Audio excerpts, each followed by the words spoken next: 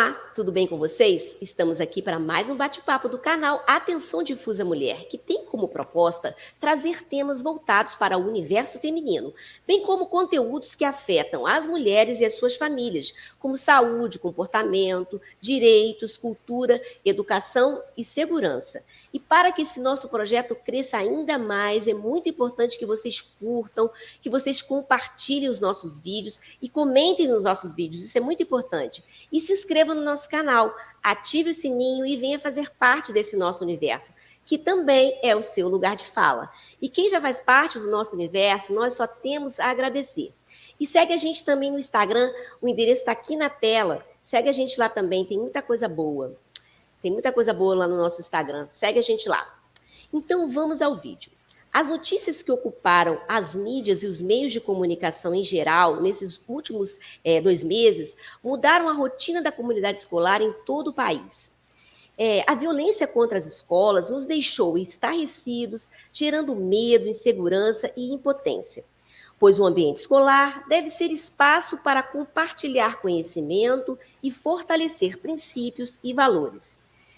Mas qual é o aprendizado que podemos tirar de tudo isso? Para entender um pouco mais sobre essa realidade, nós convidamos as psicólogas Tayane Freitas e Rosiane Martins para falar um pouco mais com a gente, explicar um pouco esse contexto de segurança, de insegurança nas escolas. Então, sejam muito bem-vindas, meninas, Rosiane e Tayane, sejam muito bem-vindas e obrigada por ter aceito o nosso convite.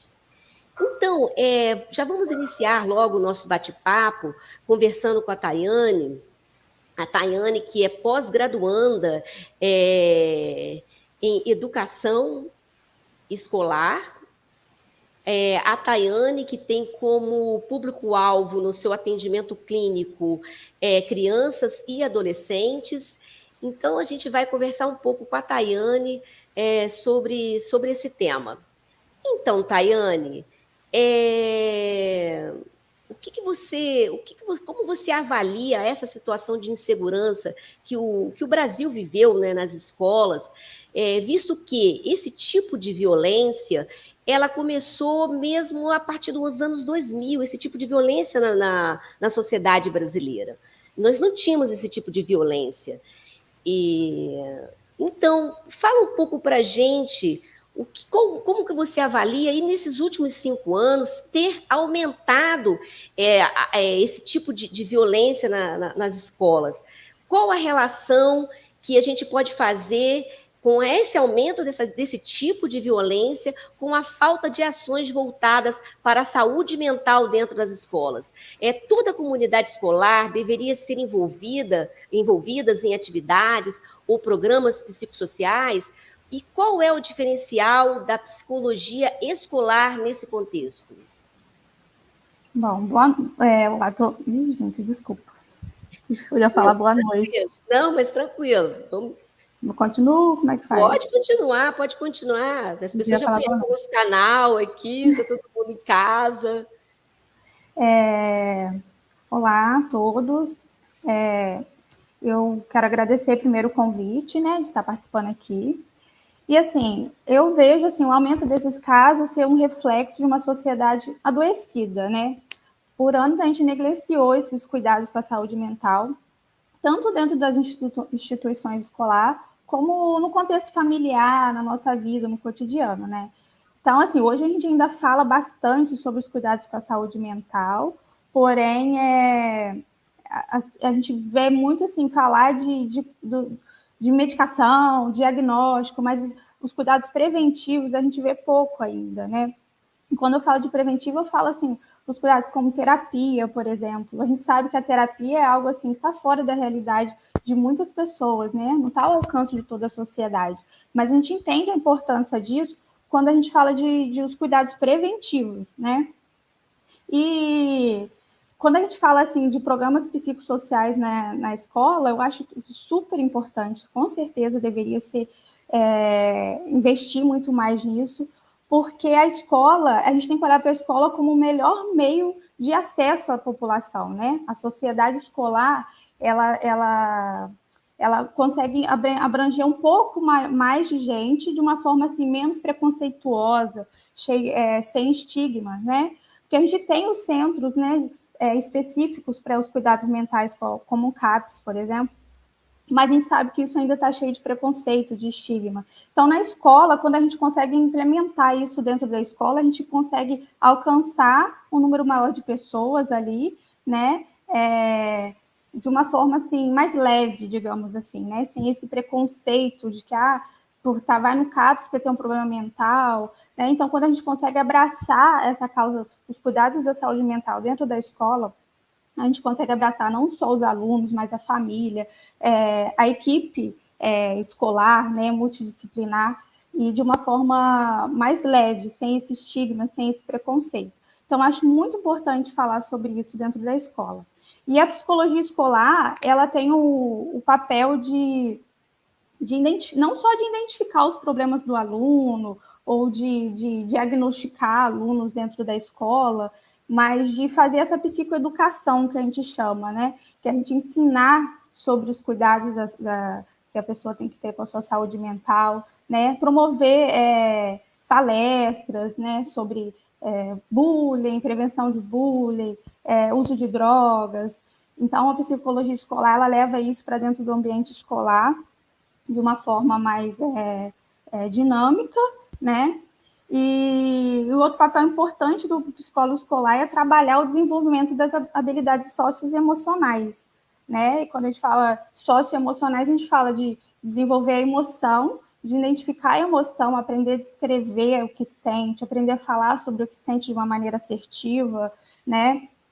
Como se comportar diante daquela emoção e também de identificar o do outro. Por isso que a gente coloca essa parte social, né? É o que a gente chama de empatia, de não só saber descrever o que eu sinto, mas reconhecer no outro o que ele sente, descrever o que ele sente de uma maneira empática, né? Abraçando o outro, dando espaço para o outro. Então, Tayane, trabalhar essa inteligência emocional faz parte de um aprendizado, como você já disse, se aprende, né? E isso deve ser desde a infância. E você tem um projeto, né, de psicoeducação, como você já até adiantou. Você poderia falar um pouco sobre esse projeto, um pouco, né, o que consiste esse projeto e por que é importante trabalhar as emoções como medo, raiva, ainda desde criança, e como que é fundamental que as crianças possam expressar esses sentimentos sem receio, sem medo de rótulos ou críticas. Fala um pouco sobre isso para a gente. O projeto Oficina das Emoções, ele tem o objetivo de trabalhar com crianças entre 5 e 10 anos, habilidades socioemocionais, né? Então, a gente ensina de uma maneira lúdica a criança a identificar, descrever os sentimentos, as emoções básicas, né? Tristeza, alegria, raiva, nojo, medo. A gente explica como identificar esse sentimento e como expressar ele de maneira correta, né? Com maneiras assertivas de se comportar diante dele. E como você falou, é importante a gente estar falando sobre isso, principalmente sobre esse sentimento de raiva, o medo, né? Esses sentimentos que às vezes a gente coloca assim como sentimentos ruins, porque eles realmente trazem um incômodo, principalmente físico, né?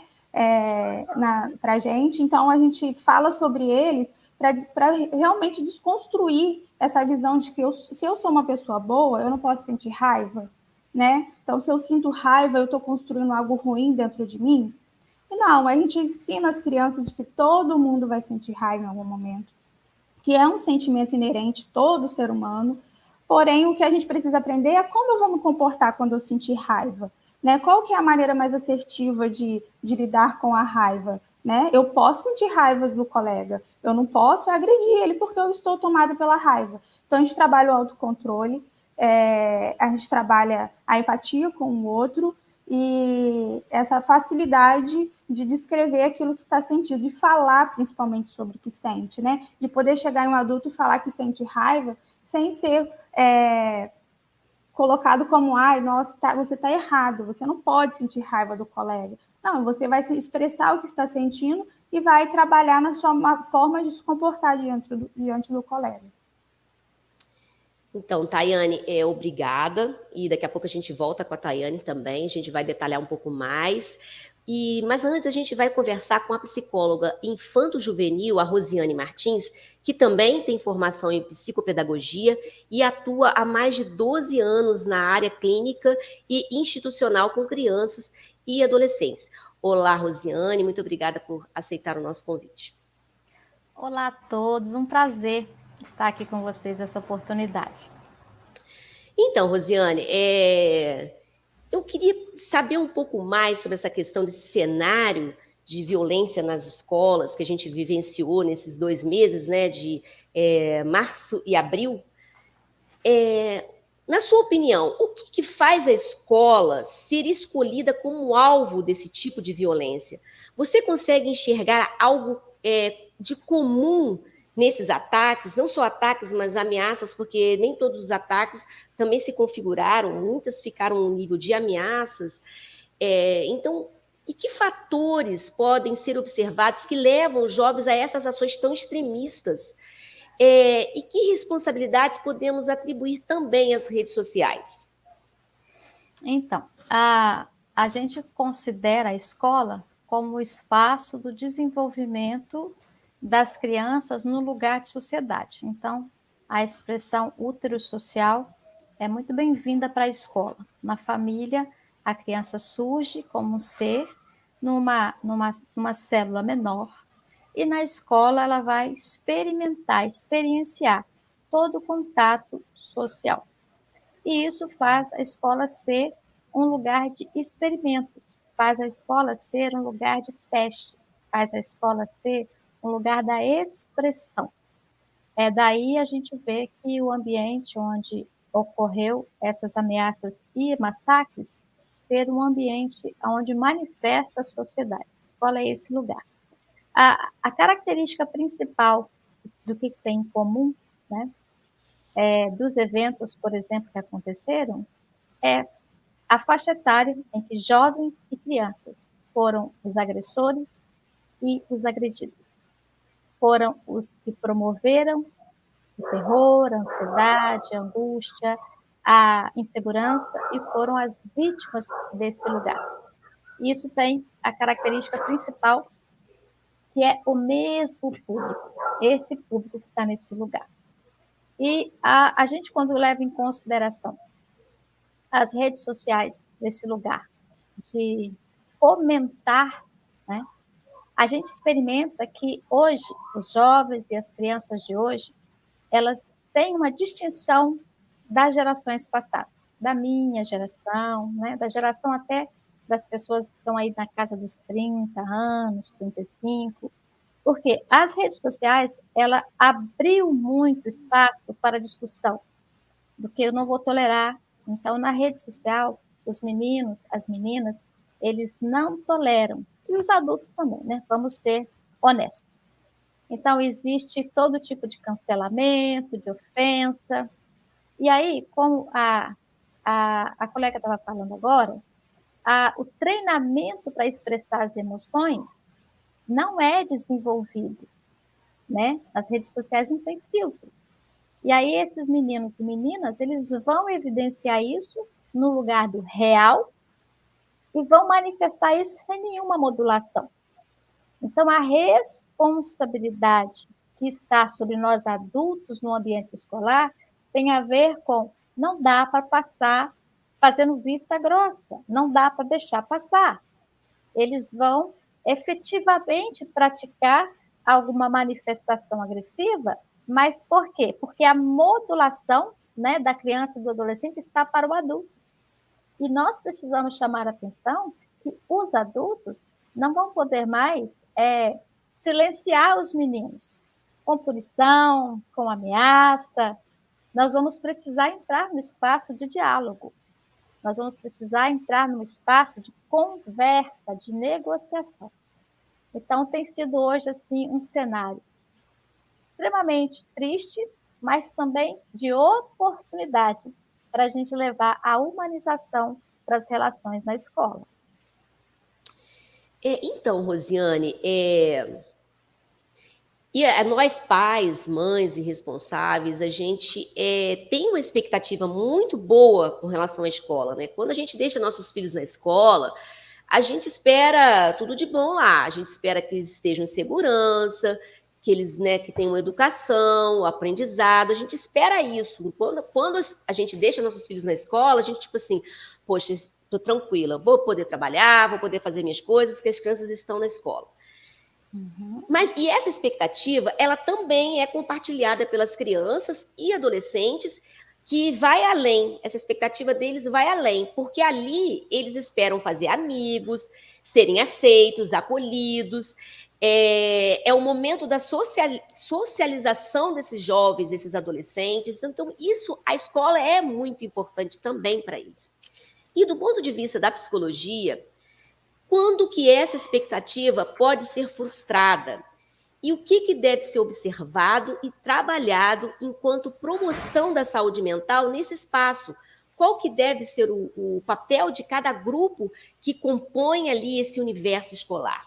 Fala um pouco para a gente sobre isso, Rosiane. Então, a frustração ela vai se estabelecer à medida que o vínculo que estava proposto a ser desenvolvido na escola, ele é desenvolvido de uma forma ou equivocada, ou frágil, ou não é desenvolvido vínculo, é desenvolvido um outro aspecto de relacionamento, que tem a ver com medir força, impor, né?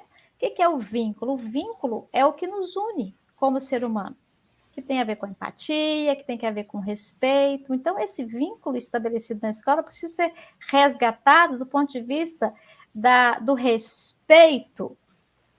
Os meninos e as meninas chegam na escola, eles chegam abertos a serem formados, mas eles não estão lisos, não são folhas brancas, como a gente até já leu algumas coisas sobre.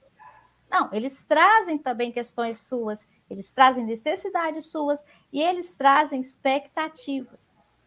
Quando isso não é ofertado a eles numa medida equilibrada, respeitosa, a criança e o adolescente, seres humanos, vão manifestar, eles vão interagir, eles vão responder a isso.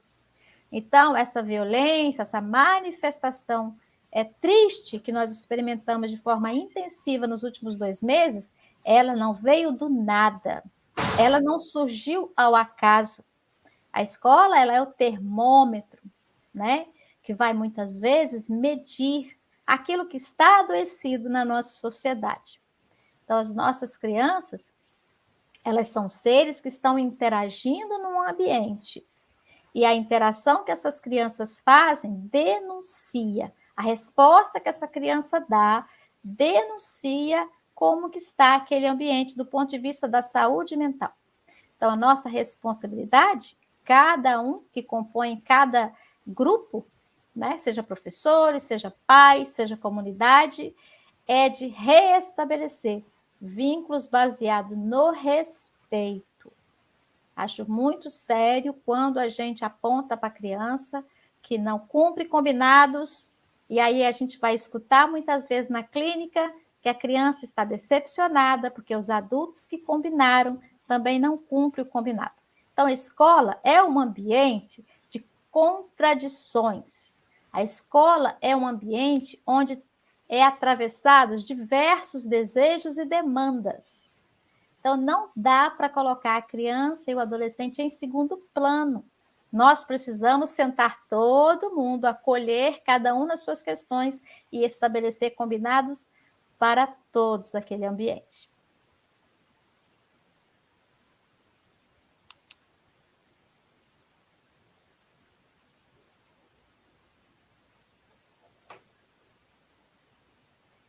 Acho que você está com o seu microfone desligado. Desculpa, gente. Então, eu estou dizendo o seguinte, que os adultos, às vezes, eles não se dão respeito. Muitas das vezes se cobram das crianças e adolescentes certos comportamentos que os adultos não fazem. Existe uma contradição naquilo que você está pedindo ou exigindo e o que você está fazendo. Então, agora eu quero trazer para vocês uma pergunta única para vocês duas, porque eu queria saber um ponto de vista de cada um no seu campo de atuação. Hum. E uma das perguntas que eu acho que a gente não quer calar, porque foi um. Eu penso, porque eu tenho filha, adolescente em escola, e eu imagino que parece que foi um marco numa situação que a gente viveu. Nunca vivemos isso, essa situação de ameaça, de ataque, nunca vivemos isso assim, nessa situação meio que generalizada. Então, a pergunta é para a Tayane e para a Rosiane: o que muda daqui para frente? E o que nós podemos aprender com tudo isso que nós vivemos nesses dois últimos meses, nesses últimos meses, que é março e abril?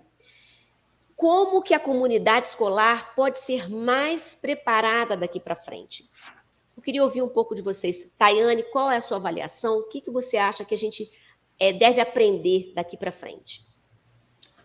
O que vai mudar daqui para frente, o que a gente espera realmente que mude, é que a gente tenha mesmo, né, a colocação do psicólogo escolar, né, nas instituições, porque agora, além dos pais viverem com esse medo, a gente tem os alunos, né, convivendo com medo, com a insegurança no ambiente escolar, né, e isso pode vir ser uma barreira para muitas pessoas de estarem lá, né, e, assim, o que a gente pode aprender com isso tudo é que a gente precisa de verdade cuidar da saúde mental, né, a gente precisa deixar de negligenciar essa parte da nossa vida, né, levar isso a sério, e preparar nossos filhos para lidar com as emoções, com as frustrações de hoje em dia, né? Lidar com o medo da violência, que tem alcançado até mesmo as crianças. Hoje em dia a gente escuta as crianças falando sobre esse medo, né? Eles estão antenados, eles estão ligados no que tem acontecido, né? E a comunidade escolar ela pode estar mais preparada na atuação voltada para a saúde mental, né? Tanto preventiva quanto curativa, né? E investir em segurança, lógico, né? A gente precisa, hoje em dia, a gente também não pode deixar o âmbito da segurança de lado. E você, Rosiane, que lição nós vamos tirar desse período de tanto sofrimento? Porque eu digo que foi sofrimento, gente, porque não foi fácil passar por isso, não. A gente traz um aprendizado de que força bruta, arma, câmera, alarmes, não é sinônimo de segurança. Está aí nosso país vizinho aqui, Estados Unidos, que já investe nisso há tanto tempo e que, infelizmente, não é modelo de não haver esse tipo de situação, esse tipo de evento de massacre no ambiente escolar. Então, a gente vai dar um passo atrás para a gente poder retomar práticas na escola que vão favorecer a expressão das emoções das crianças e dos adultos. Seja grupo de danças, teatro, roda de conversa. Nós precisamos levar as crianças a expressar, colocar no currículo a poesia, a arte, a pintura. Isso não tem como negociar, porque é desse lugar que a gente expressa as emoções, né? Então, a gente expressa na arte para não precisar expressar na vida real. A gente mata na arte para não precisar matar na vida real. E isso é algo que está sendo negligenciado, e aí está o resultado. O resultado está aí, depois de uma pandemia, em que a escola volta para um ambiente presencial, sem nenhum preparo de adaptação para o novo normal, e muitos booms vieram refletindo. Criança e adolescente é o termômetro de uma sociedade. A resposta está aí, a ação deve ser urgente para todos nós. Então, já que a gente está falando de segurança, eu acho que não tem como fugir disso agora, como a Rosiane bem disse, bem afirmou, a Tânia também. Mas e aí? Como conjugar no momento atual essas medidas de segurança que vão ser implantadas, que a gente já está vendo que terão que ser implantadas, porque existe um ambiente de muita fragilidade, a escola é um ambiente muito frágil. Então, como conjugar, como conciliar essas medidas de segurança com a liberdade e a individualidade de cada um nesse contexto educacional? Então, Tayane, eu queria ouvir um pouco o que você pensa, como que a gente pode conciliar, principalmente nesse momento em que tudo é muito recente, como que vai ser daqui para frente esse conciliar dessas duas realidades? Eu acho que a gente tem que começar pensando que a escola é uma instituição de relações sociais, né? lembrar que ali vai ter pessoas de diversidades, né? E a gente trabalha a questão do respeito, do espaço do outro, né? Quando a gente aprende a respeitar o espaço do outro, automaticamente a gente tem o nosso espaço também. Então, acho que a gente vai entrar nessa questão da liberdade, né? Da individualidade, nessa questão do respeito. Como a colega Rosiane falou, né? A humanização. A gente vai ter que voltar para essa questão da humanização. E você, Rosiane, qual é a sua opinião? Como você avalia essa realidade? Porque a gente está caminhando para isso, porque a gente já sabe que vai ter detector de metais em escolas, então a gente sabe que a gente já está passando por isso. Uhum. Principalmente depois do que vivemos. Mas a gente acredita que talvez isso venha a mudar daqui para frente. Mas o momento atual, eu acho que será esse mesmo. O que você avalia? Então, eu vou complementar junto com a minha colega. Nós precisamos, algo que a gente faz, quem trabalha em sala de aula com pequenininhos, de 4, 5 anos, quem trabalha em ambiente social onde tem crianças, primeira coisa que faz quando junta as crianças, apresentar uma a outra, é fazer o cartazinho dos combinados. Criança segue combinado, que é a coisa mais linda. Criança é um ser assim maravilhoso, ajuda a gente a ser pessoa melhor, ajuda a curar a gente todos os dias. Então, professor, diretor, todo mundo que está na comunidade da escola, olha para a criança, escuta a mensagem que a criança está te passando e você vem ignorando, eu venho ignorando há tanto tempo, porque a gente coloca que criança não sabe das coisas. A comunidade escolar, ela só existe porque existem os alunos. Então, senta os alunos e vamos colher com eles o que pode ser combinado para as medidas de segurança, de monitoramento, tá? Tem que ser combinado. Como diz lá antigamente, combinado não sai caro. O que não dá para ser é impor por força, fazer modelos de ditadura, né? De imposição, de castração da liberdade, de cercear, de vigiar, de violar, né? Dar geral nos meninos. Gente, esse caminho vai aumentar toda a sensação de insegurança, porque adolescente vai aceitar a peita? Não vai. Se você quiser mostrar para o adolescente que você é mais forte que ele naturalmente vai querer te provar que ele pode ser mais forte que você, porque está dentro do nosso ciclo evolutivo de ser humano. Somos adultos, não somos mais adolescentes. Então, chama todo mundo, senta e faz os combinados. Vai fazendo combinados, porque é assim que a gente chegou até aqui, né? Desde lá da nossa evolução. Foi quando a sociedade falou o seguinte, olha, morar sozinho é perigoso porque na mata o bicho ruim pode me comer, né? A fera pode me comer. Então eu vou tolerar você, você me tolera, mas se a gente ficar junto, a gente não sente frio, a gente se protege, então é combinado. E virou sociedade, virou civilização. A gente retoma seguindo nesse caminho aí. Então, e para compor essa comunidade escolar, a gente não pode esquecer do papel da família. Então, essa pergunta agora, gente, porque a gente vê que a questão do bullying, às vezes, começa na própria família, né, gente? Às vezes, né, a criança já sofre lá.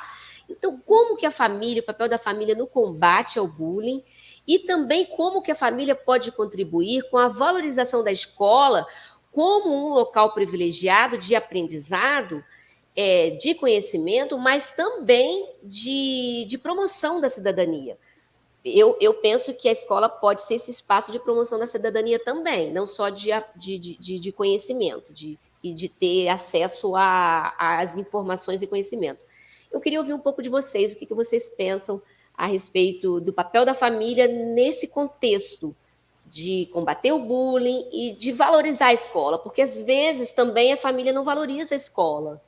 Acha também que é só deixar a criança ou adolescente lá e que está tudo certo e não participa dessa vida escolar, né, das crianças, adolescentes. Eu queria ouvir um pouco vocês, o que você pensa, Tayane?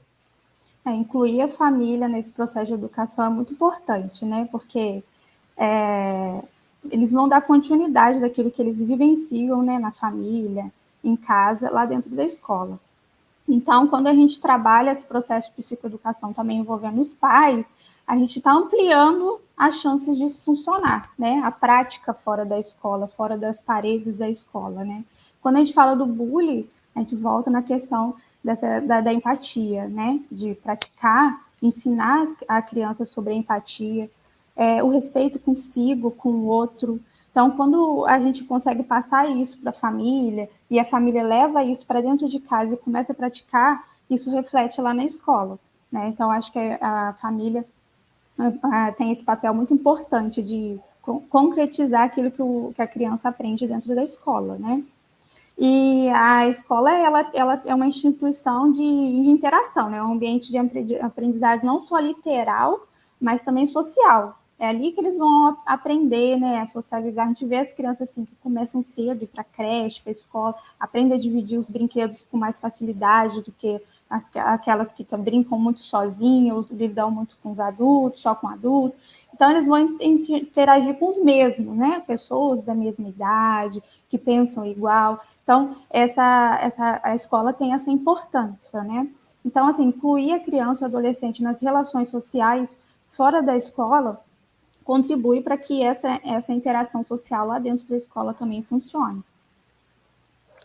E Rosiane, qual seria a sua avaliação desse papel da família? Você que também que lida muito com as questões dentro da escola e com as famílias, fala um pouco também sobre esse papel. Uma observação que eu tenho trazido da experiência clínica é que existem muitas pessoas na família com sofrimento mental não diagnosticado ou subdiagnosticado, sem acompanhamento, e isso vai refletir diretamente na relação que essa pessoa vai estabelecer com as próprias crianças em casa e na relação interpessoal na escola com os agentes da escola. Existe muito transtorno não diagnosticado, sem tratamento, mascarado com álcool, mascarado com outras bebidas, outros entorpecentes. E gente, esse é um fator assim gritante para o socorro das famílias hoje. Não dá para passar despercebido. Então, a gente precisa fazer uma ponte com palestras, com seminários, com simpósios, com encontros, com café, com tarde de conversa, para a família, ao entrar em contato com os agentes da escola, onde a gente acredita que vai ter o psicólogo, o assistente social, né? Onde vai ter uma equipe de trabalho ampla, ser acolhida e ser direcionada. Porque a gente isola a criança da família, então o aluno, aí pega o aluno, aí fala, o aluninho precisa fazer uma avaliação, que ele está apresentando um probleminha e tal. Tem que voltar lá e olhar a família desse aluninho. Ele não saiu do nada, né? Ele vai ser sempre um termômetro para a gente medir. Então, a participação da família, a responsabilidade da família está para conhecer por que a escola chama ela para reunião, chama ela para participar da educação dos filhos. Porque ao compreender a dinâmica da escola, a família colabora com o desenvolvimento da criança. Mas muitas dessas pessoas da família não têm condições emocionais de manter, de sustentar uma relação interpessoal com os agentes da escola. Isso eu presenciei. Quem está nos ouvindo vai também falar é verdade. É isso mesmo. Porque existem muitas pessoas com sofrimento mental que não cuidaram, que não acreditam até que possa cuidar, porque também existe muito estigma em torno disso. E aí a gente fica isolando a criança na escola, né? Quantas vezes, gente? O fulano de tal, nossa, nem manda bilhete para ele, não. Senão ele vem aqui na porta da escola para zangar com a gente. Olha que ambiente mais desafiador.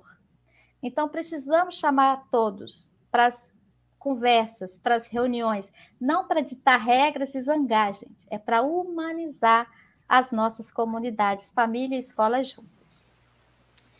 É isso mesmo, a gente precisa trazer todos para esse ambiente, promovendo esse diálogo. Eu acho que o diálogo, porque às vezes surge um monólogo, só um que está falando, aí não vai muito para frente. Eu acho que tem que ter o diálogo, a gente precisa ouvir os pais, as mães, os responsáveis, a gente precisa ouvir os alunos, tem que haver essa troca. E é interessante que esse ambiente se torne aquilo que a gente espera, um ambiente saudável, um ambiente agradável, como a Rosiane falou, não é para zangar, é para fazer essa troca. Então, meninas, eu tenho muito que agradecer a participação de vocês, muito obrigada. Com certeza a fala de vocês foram muito pertinentes, muito importantes, e por isso que eu chamo todos, né, e todas a compartilhar esse vídeo para que mais pessoas vejam todo esse, porque é um aprendizado também. Eu acho que o aprendizado é constante, né? Dentro da escola ou fora da escola. E agora eu passo o recado para vocês, as considerações finais. Tayane, pode dar o seu recado. Vamos estar incluindo, né, a família nesse ambiente escolar, vamos dar mais vazão, mais visão para os cuidados de saúde mental dos nossos pequenos também, né, que a gente tem essa visão de que criança não tem problema, então não vai ter sofrimento mental, né, então a gente precisa dar esse olhar para eles. Quero agradecer de coração aí o convite. Muito obrigada. Eu que agradeço. Rosiane, seu recado. Eu também faço minhas palavras da Tayane. Hoje nós precisamos pensar junto a respeito de educação emocional parental, né? Educação emocional parental, que é ajudar os adultos da família a desenvolver as próprias emoções, porque criança espelha tudo. Se a gente não tiver, ok, a criança não vai conseguir aprender sozinha. Quero agradecer demais essa oportunidade, desejar a todos, né, que possam vir novamente a estar juntos para poder falar dos alcances, das conquistas, desse aprendizado que Márcia e Abril trouxeram para a gente. Muito obrigada. Eu que agradeço. E se você gostou, curta e compartilhe para que mais pessoas vejam esse conteúdo valioso. Até a próxima. Tchau!